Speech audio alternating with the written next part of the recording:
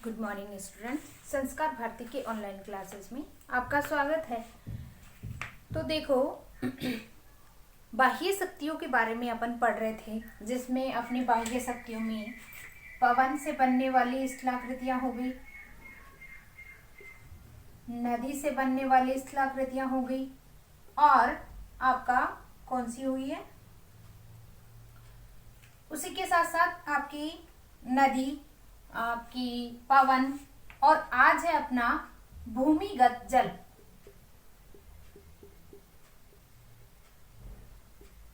जल से बनने वाली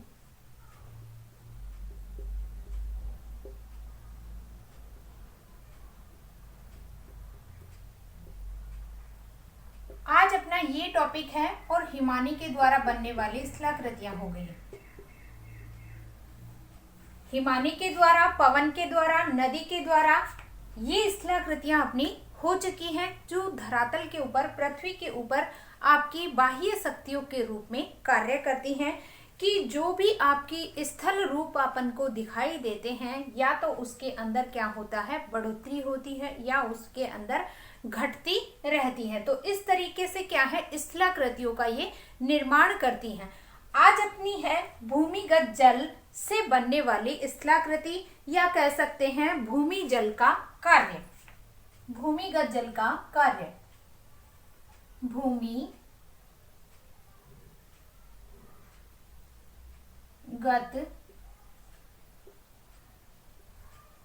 जल का कार्य। देखो, अगर अपन बात करते हैं भूमिगत जल से बनने वाली स्थलाकृति या स्थल रूप, तो सबसे पहले अपन ये जानेंगे कि आपका भूमिगत जल होता क्या है। भूमि के अंदर अपन किसे भूमिगत जल है वो कहेंगे। देखो, जैसे ही बरसात होती है और बरसात का जो अंश होता है, या बरसात का जल का वह अंश जो भूमि द्वारा सोख लिया जाता है, जैसे मान लो धरातल बादलों से जो बरसात होती है इस रूप में, और ये आपका कोई भी धरातल है, और इस धरातल पे जब बरसात की जब बूंदें आती हैं, और वो क्या है, भूमि के द्वारा क्या कर ली जाती है, सोख ली जाती है, उसे ही क्या कहा जाता है, भूमिगत जल कहा जाता है। समझ में आ गया कि वर्षा के जल का वह अंश जो धरातल या भूमि के द्वारा सोख लिया जाता है, क्या कहलाता है, भूमिगत जल कहलाता है। तो इस तरीके से क्या है, भूमिगत जल को अपन परिभाषित कर सकते हैं। और इसके लिए अपन किसी भी प्रदेश के अंदर वह तल जिसके नीचे सैल जो होती है, चट्टान जो होती है, जो जल से क्या होती है, परिपूर्ण होती है, उस तल को क्या कहा जाता है, उस प्रदेश के तल को भूमिगत जल तल कहा जाता है। यानी कि ये जो धरातल है, और इस धरातल के नीचे आपकी क्या पाई जाती है, चट्टानें पाई जाती हैं, अनेक प्रकार की सैलें पाई जाती हैं, सैलें पाई जाती हैं। और ये जो सैल है, इसके अंदर जो धरातल के नीचे वाले स्तर में आपकी जो सैल पाई जाती हैं, उन सैलों के अंदर क्या हो जाता है, पानी, और वो पानी रिस रिस कर अंदर चला जाता है, सोख लिया जाता है। या तो क्या है, पेड़ पौधों के द्वारा ऊपरी परत के ऊपर आपकी उनकी जड़ें हैं वो सोख ली जाती हैं, फिर वो क्या है, धीरे धीरे अंदर आपकी पानी है वो चट्टानों के अंदर प्रवेश कर जाता है।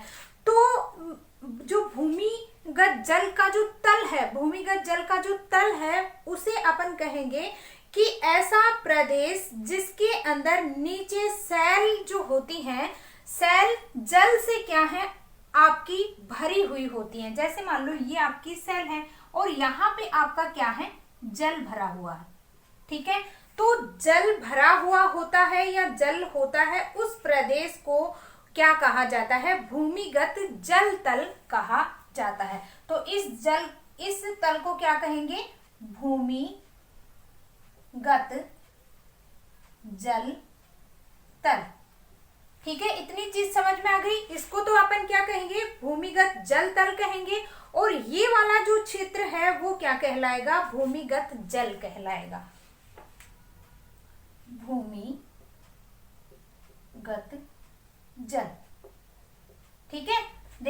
जैसे ही अब इसके द्वारा स्थलाकृतियां हैं वो किस रूप में बनेंगी, अभी बता देती हूँ मैं आपको कि भूमि जल से बनने वाली स्थलाकृतियां, कि जैसे ही आपकी क्या हो रही है, वर्षा हो रही है, ठीक है, वर्षा हुई, वर्षा होने के ऊपर जो भी आपकी बरसात की बूंदें होती हैं, कभी आपकी कम बरसात होती है, कभी ज्यादा बरसात होती है, तो जो बरसात होती है उसका जो पानी है वो गिरता कहाँ पे है, धरातल के ऊपर ही तो आकर गिरता है। तो ये आपका क्या कहलाता है, ये क्षेत्र जहां पे भूमि पे आकर जो जल गिर जाता है वो आपका भूमिगत जल कहलाता है। लेकिन ये क्या होता है, अंदर रिश्ता हुआ सैलों के अंदर पहुंच जाता है, और ये जल, ये जो सैल होती है ये किससे परिपूर्ण हो जाती है, जल से परिपूर्ण हो जाती है, आत्प्रोत हो जाती हैं, पानी के अंदर डूब जाती हैं। उस क्षेत्र को क्या कहा जाता है, भूमिगत जल तल कहा जाता है। तो इस तरीके से क्या है, बरसात के वर्षा का जल का अंश जो भूमि द्वारा सोख लिया जाता है भूमिगत जल कहलाता है। तो इसकी पहले परिभाषा बता देती हूँ कि भूमिगत जल है वो क्या, किसे कहते हैं।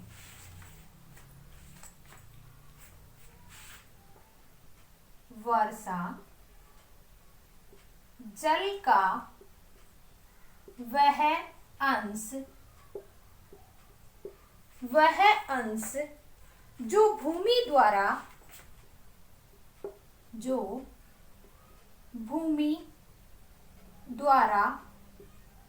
सोख लिया जाता, वर्षा जल का वह अंश जो भूमि द्वारा सोख लिया जाता है भूमिगत जल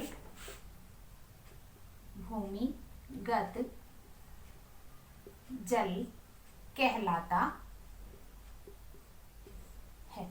ठीक है, ये आपको परिभाषा समझ में आ गई, भूमिगत जल। अब भूमिगत जल आपने समझ लिया कि भूमिगत जल होता क्या है। उसके बाद किसी प्रदेश की भूमि का वह तल किसी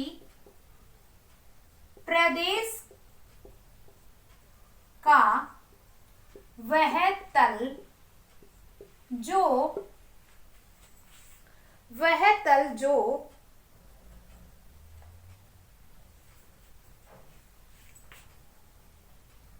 जिसके नीचे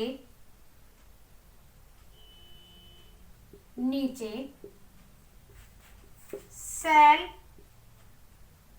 पानी से ओत-प्रोत या पानी में डूबी रहती हैं उसे भूमिगत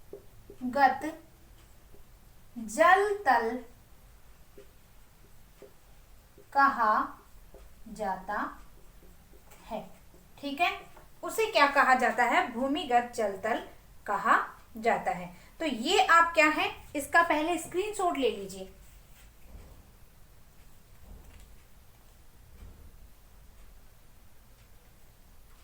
ठीक है,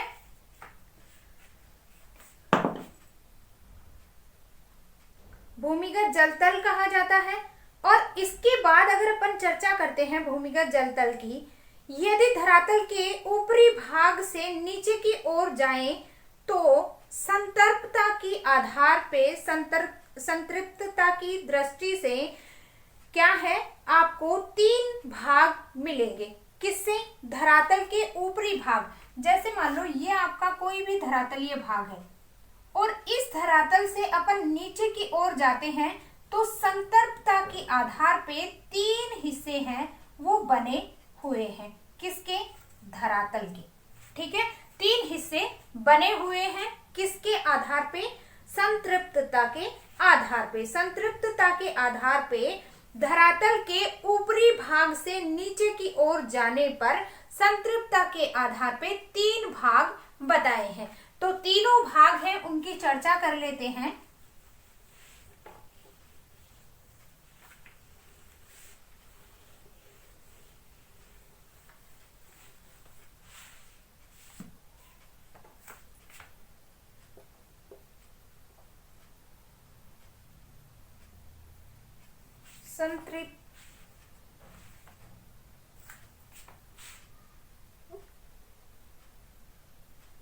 संतृप्तता की दृष्टि से धरातल के ऊपरी भाग से नीचे की ओर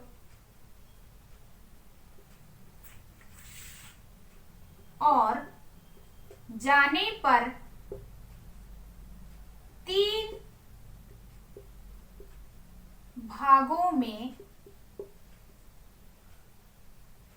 बांटा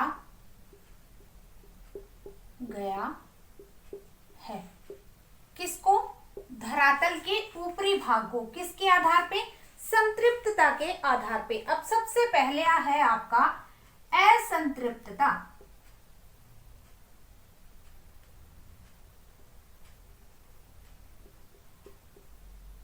असंतृप्तता। दूसरा आपका आता है सामयिक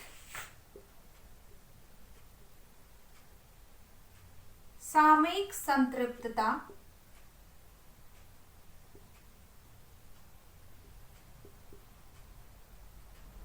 और तीसरी है स्थायी संतृप्तता।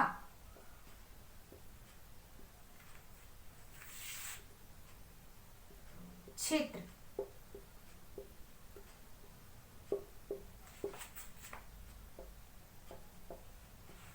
ठीक है, धरातल के क्या है? 3 हिस्से किए गए। पहला है आपका असंतृप्तता, दूसरा है सामयिक संतृप्तता और तीसरा है स्थायी संतृप्त क्षेत्र या संतृप्त क्षेत्र, संतृप्तता क्षेत्र कह सकते हैं। संतृप्त लिख लेते हैं इसको। संतृप्त, असंतृप्त, संतृप्त और संतृप्त क्षेत्र। ठीक है, 3 हिस्सों के अंदर इसको बांटा गया है। अब सबसे पहले देखते हैं असंतृप्त क्षेत्र है वो होता क्या है। असंतृप्त क्षेत्र के लिए कहते हैं यह क्षेत्र कभी भी जल से भरा नहीं रहता है। इस क्षेत्र में होकर जब जल रंध्र द्वारा निचले धरातल को जाता है, यहाँ भूमि का जल कुछ अंश रोक लेती है जो पेड़ पौधों की जड़ों के उपयोग में आता है। यानी कि सबसे ऊपरी जो भाग होता है उसे क्या कहा जाता है? आपका असंतृप्त क्षेत्र है वो कहा जाता है। इस क्षेत्र के अंदर जैसे ही बरसात होती है तो बरसात के साथ ही क्या होता है? जो जल आता है वो क्या है? इस क्षेत्र के अंदर जो पेड़ पौधों की जड़ें होती हैं, पेड़ पौधे हैं, वो इसके पानी को क्या है? सोख लेते हैं, जिसके कारण इसके अंदर कभी भी क्या है? पानी नहीं भरा होता है। इसमें शॉर्ट में लिख देती हूं, इसमें पानी नहीं भरा रहता है। दूसरा, पानी पेड़ पौधों के द्वारा सोख लिया जाता है, इसलिए इसे क्या है? असंतृप्त क्षेत्र है वो कहा जाता है। यानी कि जैसे मान लो अपन जिस धरातल के ऊपर रहते हैं, क्या वहां पे पानी भरा हुआ रहता है? नहीं भरा हुआ होता। जैसे किसी भी क्षेत्र में अगर ज्यादा बरसात हो रही है तो भी क्या है? वहां पे पानी है वो ऊपरी सतह पे नहीं रहता है, वो क्या है? रिस कर या तो अंदर चला जाता है या क्या होता है? पेड़ पौधों के द्वारा सोख लिया जाता है, इसलिए इसे असंतृप्त क्षेत्र कहा जाता है। और दूसरा है आपका सामयिक क्षेत्र। सामयिक क्षेत्र का मतलब होता है कुछ समय के लिए क्या होता है? इसके अंदर पानी भरा हुआ होता है और उसके बाद धीरे धीरे जब वो पानी काम में ले लिया जाता है तो उसके अंदर क्या होने लग जाता है, उसकी संतृप्तता है या वो क्या है, सोखने लग जाता है। जैसे मान लो बरसात हो गई और बरसात होने पे वापस क्या है, उसके अंदर पानी है वो आ जाता है, लेकिन ये क्या होता है, कुछ समय के लिए क्या हो जाता है, सूख जाता है, बरसात नहीं होती है। तो इसके अंदर जो कुएं बनाए जाते हैं इस क्षेत्र के अंदर, कह सकते हैं कि यह एक ऐसा क्षेत्र है जिसमें जल तल की ऊपरी सीमा रहती है। लंबी वर्षा के बाद यह पूर्ण भाग संतृप्त हो जाता है, किंतु शुष्क ऋतु में जल तल की रेखा यहाँ से नीचे खिसक जाती है। इस मंडल के अंतर्गत खोदे गए कुएं या नलकूप आपके क्या हो जाते हैं, शुष्क मौसम में नीचे हो जाने से सूख जाते हैं। इस क्षेत्र को क्या कहा जाता है, इस क्षेत्र में वर्षा ऋतु में पानी भर जाता है। आपके शुष्क ऋतु में पानी सूख जाता है। ठीक है। और क्या होता है, जो आपके कुएं बनाए जाते हैं, नलकूप जो बनाए जाते हैं, वो क्या है, इसी सामयिक क्षेत्र का लगभग क्या है, भाग होते हैं। जैसे मान लो किसी क्षेत्र के अंदर क्या है, कुएं जब खोदे जाते हैं तो उस समय तो पानी रहता है, लेकिन जैसे ही काफी दिनों से अगर बरसात नहीं होती है तो उस क्षेत्र में क्या हो जाता है, पानी की कमी होने लग जाती है। उस क्षेत्र में आपका जो पानी है वो सूख जाता है आपका, और जैसे ही बरसात आती है तो फिर से उसके अंदर क्या है, पानी है वो आ जाता है। स्थायी संतृप्त क्षेत्र वो होते हैं जहां पे हमेशा क्या रहता है, पानी की मात्रा है वो पाई जाती है, इसलिए इन्हें क्या कहा जाता है, स्थायी संतृप्त क्षेत्र है कहा जाता है। स्थायी संतृप्त क्षेत्र के लिए अपन देखते हैं कि यह भूमिगत जल तल का सबसे नीचा तल है। यह क्षेत्र सदैव जल से ओतप्रोत होता है। यह क्षेत्र ओतप्रोत रहता है, यानी पानी से भरा हुआ होता है, जहां कहीं अस्थायी संतृप्तता नहीं दिखती है। यहाँ पे संतृप्त तल भूमि तल के ऊपर आता है, और ये जो तल है दलदल, झील, नदियों का आविर्भाव भी होता है। यह सबसे नीचा तल होता है। यह पानी से ओतप्रोत रहता है। यह पानी से ओतप्रोत हमेशा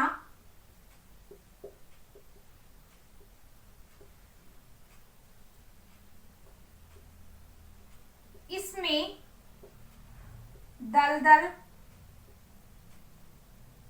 झीलों, नदियों का जन्म होता है। यानी कि इस क्षेत्र के अंदर क्या होता है, आपके झील का निर्माण हो जाता है, दलदली क्षेत्र बन जाता है। तो इस तरीके से क्या है, तीन आपके क्या है, क्षेत्र बताए गए हैं। किसके आधार पे, संतृप्तता के आधार पे। भूमिगत जल की अगर अपन उसकी चर्चा करते हैं, उससे बनने वाली स्थलाकृतियों के बारे में पढ़ने से पहले अपन को भूमिगत जल के स्तरों को जानना जरूरी है। इसके तीन क्षेत्र हैं, असंतृप्त क्षेत्र, सामयिक संतृप्त क्षेत्र, स्थायी संतृप्त क्षेत्र। इस आधार पे इनकी विशेषताएं हैं देखने को मिलती है। इसका स्क्रीनशॉट ले लीजिए पहले।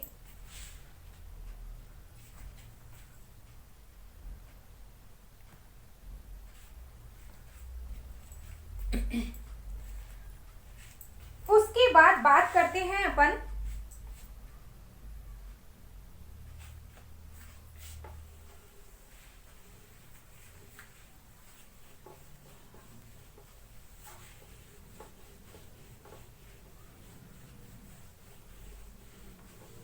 देखो उसके बाद बात करते हैं आर्टिजियन कूप।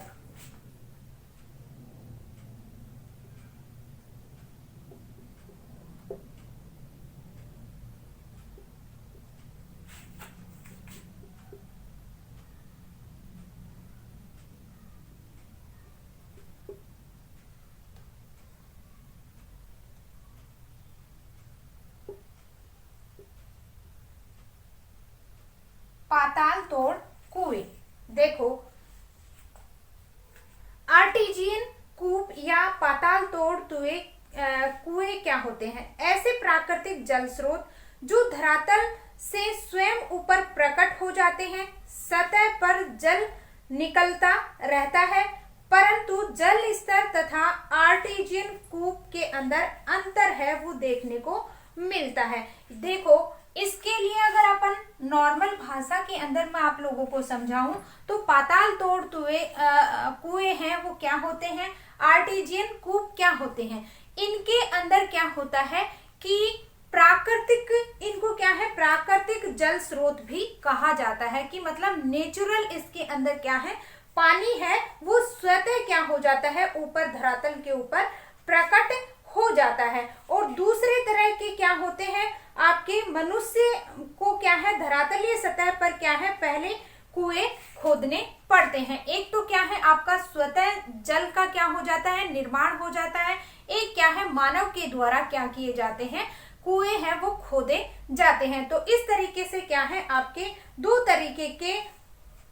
दो तरीके से जल का निकास है वो किया जाता है। एक तो क्या होता है आपका पाताल तोड़ कुएं जो आर्टिजियन कुएं भी कहलाते हैं, कूप कहलाते हैं, जो अपने आप क्या है जल का स्रोत है, जल है वो अपने आप धरातल के ऊपर आ जाता है। एक क्या है मानव के द्वारा क्या किया जाता है, आपके कुएं हैं वो क्या किए जाते हैं, खोदे जाते हैं। तो इस तरीके से क्या है भूमिगत जल के द्वारा बनने वाले स्थलाकृतियों को अपन कास्ट स्थलाकृतियां भी कहते हैं। अब अपन आते हैं भूमिगत जल के द्वारा बनने वाली स्थलाकृतियां, या देखो इसको अपन कास्ट स्थलाकृतियां भी कहते हैं, यानी कि भूमिगत जल से बनने वाली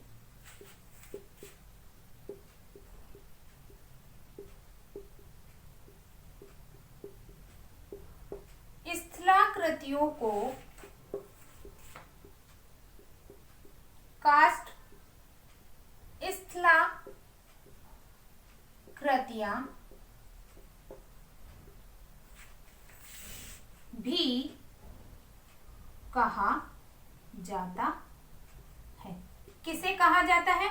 जो भूमिगत जल से बनने वाले स्थलाकृति को क्या कहा जाता है, कास्ट स्थलाकृतियां भी कहा जाता है, जो कि आपकी पूर्व यूगोस्लाविया के एड्रियाटिक तट के चूना क्षेत्र की स्थलाकृतियों के नाम के आधार पे क्या है रखा गया है। कि इनकी अगर बात करते हैं तो ये जो स्थलाकृतियां हैं कहाँ पे देखने को मिलती हैं, ये जो कि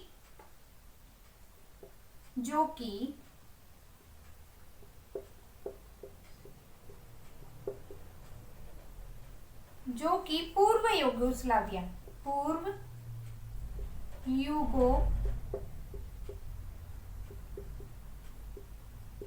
यूगोस्लाविया के एडियाटिक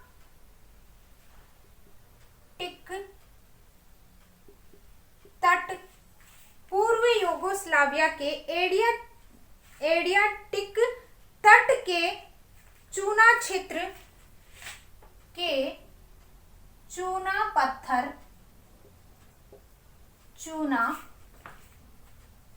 पत्थर क्षेत्र की स्थलाकृतियों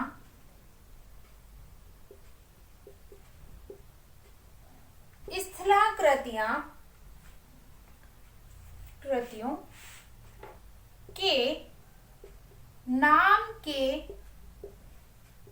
आधार पर रखा गया है। तो इस तरीके से क्या है, आपकी जो कास्ट स्थलाकृतियां हैं उनकी अगर अपन चर्चा करते हैं तो इस तरीके की जो स्थलाकृतियां हैं उनका जो निर्माण है वो देखा कहाँ गया है, यूगोस्लाविया के एड्रियाटिक तट के चूना पत्थर क्षेत्र की स्थलाकृतियों के रूप में। इस तरह लाइमस्टोन सेल पर निर्मित स्थल रूप को क्या कहा जाता है, कास्ट स्थलाकृतियों के नाम से भी इन्हें जाना जाता है। कौन सी चट्टानों पे इनका निर्माण होता है, लाइमस्टोन।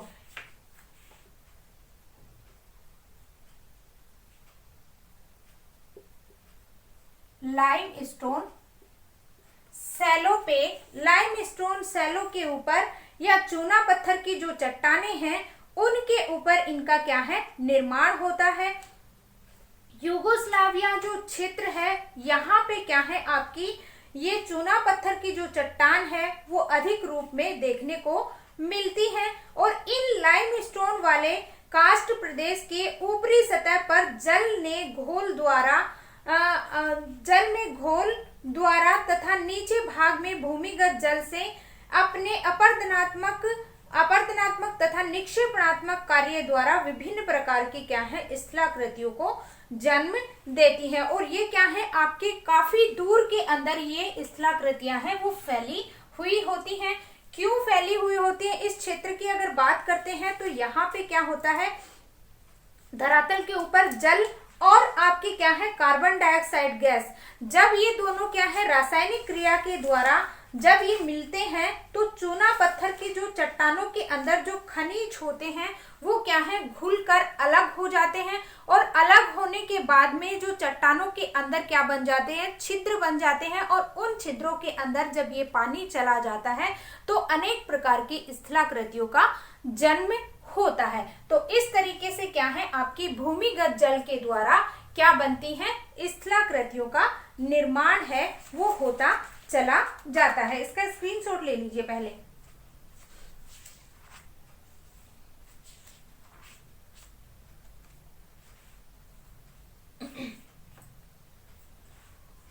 उसके बाद अपन चर्चा करते हैं कास्ट स्थलाकृतियों में विभिन्न क्रियाएं हैं वो शामिल की गई हैं, विभिन्न क्रियाएं हैं वो इसके अंदर आती हैं। जैसे भूमिगत जल एक शक्ति के रूप में कार्य करता है और इसके अंदर क्या है, आपकी 4 क्रियाएं हैं वो कार्यरत है। पहली है घुलनशील, दूसरी है अपघर्षण, तीसरी है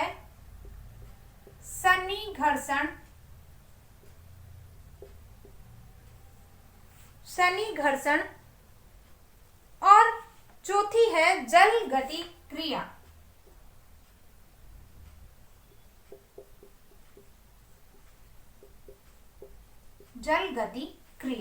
तो ये क्रियाएं क्या होती हैं, इसके अंदर शामिल की जाती हैं। किसके अंदर, कास्ट स्थलाकृतियों का जब निर्माण होता है उस समय। तो सबसे पहले अगर देखा जाए तो घुलन क्रिया या घुलनशील जो क्रिया होती है, घुलन जो क्रिया इसके अंदर भूमिगत जल के अंदर कार्य किया जाता है। तो इसके अंदर क्या होता है, जब शुद्ध जल रासायनिक दृष्टि से क्या होता है, आपका असक्रिय होता है।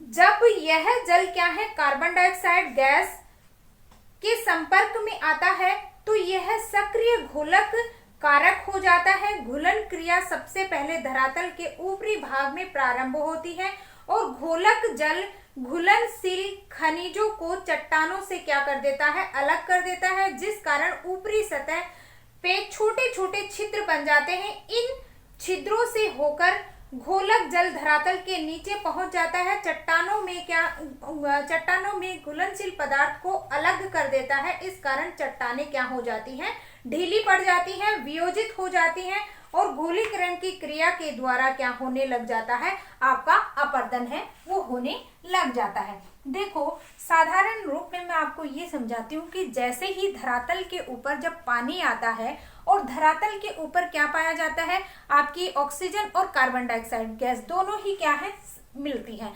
जैसे ही जल क्या कार्बन डाइऑक्साइड गैस के साथ मिश्रण होता है, तब क्या होता है, चट्टानों के अंदर जो खनिज होते हैं वो क्या है, घुलनशील क्रिया के द्वारा पानी के साथ अलग हो जाते हैं। लेकिन जब वो अलग होते हैं तो उनसे क्या है, खनिज नीचे जो धरातल है उसके अंदर आपकी क्या पाई जाती है, चट्टान ही तो है।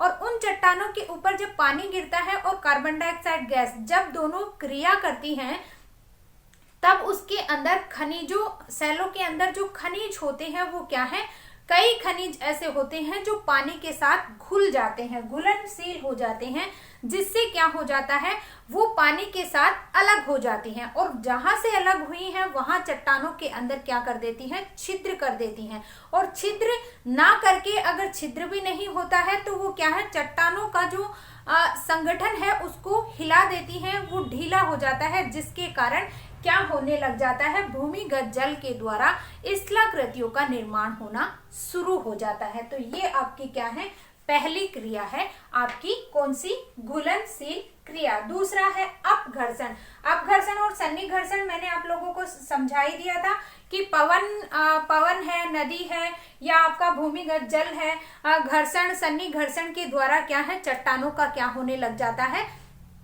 आपका अपरदन है, अपक्षय है, वो शुरू हो जाता है। जल गति क्रिया, जल गति क्रिया के द्वारा भी क्या होता है, इसके अंदर का जल बिना किसी अन्य साधन के जल भरे प्रभाव होते हैं समय चट्टानों के ढीले पदार्थों को अपने साथ बहा कर ले आती है। और ये क्रिया भी भूमिगत जल के अंदर महत्वपूर्ण है, क्योंकि भूमिगत जल में गति क्या होती है, आपकी मंद होती है। देखो इसके अंदर भी जल गति क्रिया, पानी के साथ क्या होते हैं, जितने भी खनिज पदार्थ होते हैं वो क्या होते हैं, घुल जाते हैं, और घुलने के साथ में क्या है, वो आगे की ओर बढ़ने लग जाते हैं। तो ये भी क्या है, भूमिगत जल की स्थलाकृतियों का निर्माण करने में महत्वपूर्ण भूमिका है अपनी अदा करती है। अपघर्षण से क्या होते हैं, छोटे भूमिगत जल के साथ साथ क्या होने लग जाते हैं, आपके छोटे छोटे टुकड़े पत्थर आदि चट्टानों के साथ रगड़ घिसकर घर्षण द्वारा क्या है, अपरदन करते हैं। तो इस तरीके से क्या है, आपके अपघर्षण का कार्य है वो पूर्ण होता है। उसके बाद आपका आता है सन्निघर्षण। सन्निघर्षण में भी क्या होता है, जो भूमिगत जल के साथ में क्या होते हैं, जो टुकड़े होते हैं आपस में क्या है, टकराते हैं, रगड़ खाकर टूटते फूटते रहते हैं, और इससे उनका आकार है वो क्या हो जाता है, महीन हो जाता है, छोटा हो जाता है, गोल रूप में हो जाता है। इस तरीके से क्या है, वो भूमिगत जल के अंदर क्या है, अपनी क्रिया को संपन्न करते हैं। तो इस तरीके से क्या है, जो आपका अपरदन की क्रियाएं होती हैं, जो भूमिगत जल की क्रियाएं हैं, वो 4 रूपों के अंदर सम्मिलित की जाती हैं। इसका स्क्रीनशॉट ले लीजिए पहले।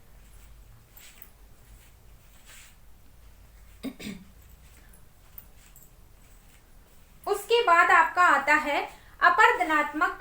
जो देखो भूमिगत जल है वो क्या है, आपका मंद गति से कार्य करता है, जिससे क्या है, आपकी स्थलाकृतियां हैं वो भी क्या है, आपकी इसी रूप के अंदर जैसे अपरदनात्मक, निक्षेपणात्मक, परिवहन के द्वारा क्या जो स्थलाकृतियों का निर्माण होता है वो क्या है, आपका अपरदनात्मक कार्य है वो ज्यादा महत्वपूर्ण है। परिवहन के द्वारा आपकी स्थलाकृतियां हैं वो नहीं बनती है। तो इसमें अपन चर्चा कर लेते हैं स्थलाकृतियों की। अपरदनात्मक स्थलाकृतियों के अंदर आपकी आती है सबसे पहले अपरदनात्मक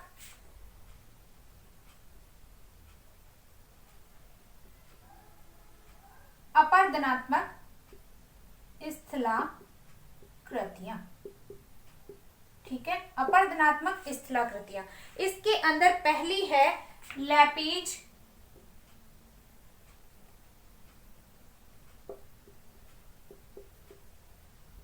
दूसरी है घोल रंध्र, तीसरी है डोलाइन, चौथी है पोल जे, पांचवी है युवाला, युवाला, छठी है आपकी अंधी घाटी, अंधी घाटी, और सातवीं है आपकी कंदरा, आठवीं है कास्ट खिड़की।